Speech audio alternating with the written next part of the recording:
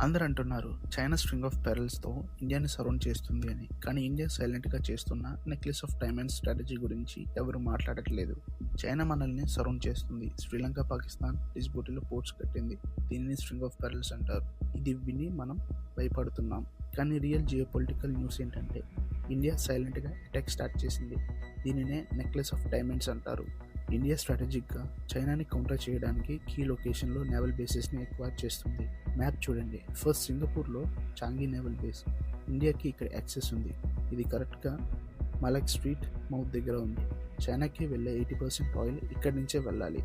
ఇక్కడ మనం బ్లాక్ చేస్తే చైనా లైట్స్ ఆఫ్ అయిపోతాయి. సెకండ్, ఒమెన్లోని డాకమ్ పోర్ట్. పాకిస్తాన్లో ఉన్న గాదర్ పోర్ట్ని చెక్మేట్ చేయడానికి ఇది యూజ్ అవుతుంది. థర్డ్, సియాచెల్లో ఉన్న ఎసెప్షన్ ఐలాండ్ మరియు ఇండోనేషియాలో ఉన్న సాబాగ్ పోర్ట్. ఇదంతా జస్ట్ డిఫెన్స్ కాదు, ఇది ఒఫెన్స్.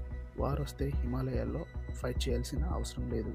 మలక్ స్ట్రీట్లో ఒక నేవల్ షిప్ పార్క్ చేస్తే చాలు, ఫిషింగ్ ఎకానమీ కొలాప్స్ అవుతుంది. ఇది ఇండియన్ ఓషన్ జరుగుతున్న కొత్త గ్రేట్ గేమ్. సో ఈ స్ట్రాటజీ మీద మీ ఒపీనియన్ ఏంటి? కామెంట్లో చెప్పండి.